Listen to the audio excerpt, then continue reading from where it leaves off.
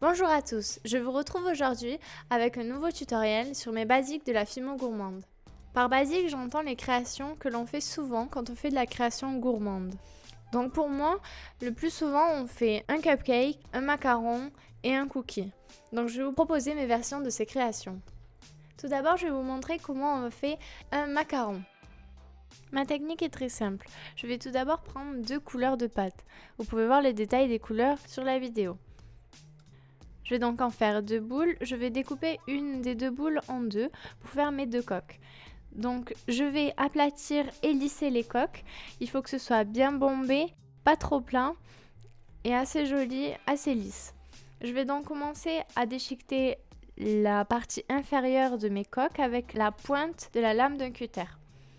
Je vais donc tout déchiqueter et laisser les bouts sur mon plan de travail et les récupérer avec un dotting tool, avec la partie la plus grosse et la partie la plus fine pour faire un effet bulle d'air qui a explosé à la base de mon macaron. Ensuite, je vais venir aplatir les bords pour que rien ne tombe et ne perdre aucune miette et que ce soit un peu plus joli. Je vais faire ça avec la deuxième coque également. Et voilà, vos 2 coques sont faites. Maintenant, on va faire la garniture avec la couleur la plus claire. Donc je vais prendre une boule de pâte, l'étaler et voilà, la mettre à la bonne épaisseur et à la bonne largeur pour qu'elle rentre dans mes coques. Ensuite je mets un clou à œil et voilà, c'est terminé. Je vais donc maintenant vous présenter ma technique de cookie. Je vais avoir besoin d'effets cuits qui se trouvent dans la fiole, je vais le faire en fin de vidéo. Pour le reste, le détail est sur la vidéo. Donc voilà, j'ai fait une boule de pâte à gâteau qui sera fait aussi en fin de vidéo. Je vais texturer mon cookie pour qu'il y ait un effet pâte de biscuit, avec une brosse à dents et des pinceaux avec des poils rigides. Ensuite, je vais découper mes petites pépites de chocolat et je vais venir faire des trous avec mon cutter et mon dotting tool dans mon cookie pour pouvoir y insérer mes pépites de chocolat pour que ce soit plus réaliste, qu'elles soient bien dans la pâte à cookie et non seulement en dehors. Ce fera beaucoup plus réaliste si vous laissez une partie de la pépite dans le cookie. Donc voilà, je vais en recouvrir certaines avec un petit peu de pâte que j'ai déchiquetée. Ça fait toujours plus joli. Et voilà, ensuite je vais venir placer mon effet cuit avec un pinceau à poils rigide. Et je vais refermer les trous que j'ai fait derrière mon cookie. Et j'y insère une tige à œil pour pouvoir y accrocher un petit porte-clés. Donc maintenant, je vais vous faire mon muffin. Donc pour faire le muffin, je vais faire de la pâte à gâteau. La pâte à gâteau est un mélange de plusieurs pâtes dont vous avez le détail sur la vidéo. Je vais d'abord prendre un petit bout de ma boule de pâte à gâteau pour l'étaler et la mettre dans le fond d'une caissette. Cette caissette me servira juste d'échelle pour mon muffin.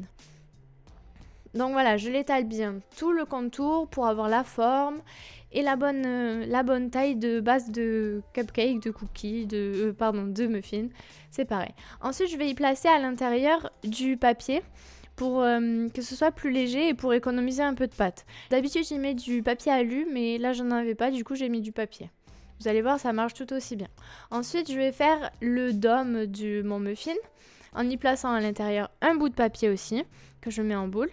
Et je vais le placer par-dessus ma base. Je vais fondre et lisser ma pâte pour qu'elle adhère bien à la base. Avec mon dotting tool, je vais donc scinder les 2 parties. Je vais venir bien étaler. Et ensuite, je vois qu'il y a des imperfections. Donc je vais venir rajouter de la pâte, je la lisse, je frotte bien pour enlever toutes les marques. Et que ce soit un joli dôme à la surface. Même si les muffins ne sont pas toujours parfaits, je vais essayer d'améliorer un petit peu mon muffin. Donc voilà, maintenant je vais sortir la base de mon muffin pour en mettre une plus jolie parce que celle-là je l'ai écrasée. Et je vais reformer un peu la base qui s'est mal faite. Parce que vous voyez, il y a des creux, des bosses, c'est pas très joli. Donc je vais refaire tout ça pour bien l'insérer dans une nouvelle caissette qui soit mieux, moins froissée et beaucoup plus jolie.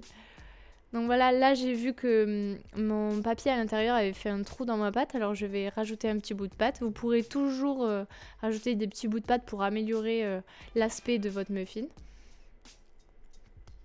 Donc voilà, là je lisse bien, je reforme ma base et je vais y insérer une caissette. Et voilà, c'est tout mignon, tout joli. J'en ai même mis plusieurs pour que ce soit un peu plus rigide. Après, vous pourrez les coller les unes entre les... Vous pourrez ensuite les coller entre elles avec de la colle forte. Donc maintenant, je vais venir faire l'effet quick que l'on a vu précédemment avec le cookie. Je prends des pastels sèches que je vais venir gratter avec ma lame de cutter pour en sortir de la poudre très très fine. Donc je fais mon petit mélange de pastels et je vais venir l'appliquer avec un pinceau. Mais d'abord, je vais texturer mon muffin pour qu'il ait un bel aspect de biscuit. Donc je vais voir que je fais un petit trou avec ma brosse à dents, mais c'est pas grave, je peux toujours rajouter de la pâte et continuer à texturer avec ma brosse à dents. Après, je vais texturer avec différents pinceaux, avec des différentes formes pour qu'il y ait différents aspects. Et ensuite, avec mon pinceau à poil rigide, je vais y mettre de l'effet cuit tout le tour en renforçant bien à la jonction avec la caissette pour que ce soit un peu plus foncé et sur le dessus. Et je vais maintenant venir y mettre un petit piton. Donc je vais trouer le papier parce que ce sera un petit peu dur de le trouer avec le piton. Je le trouve donc avec un pic.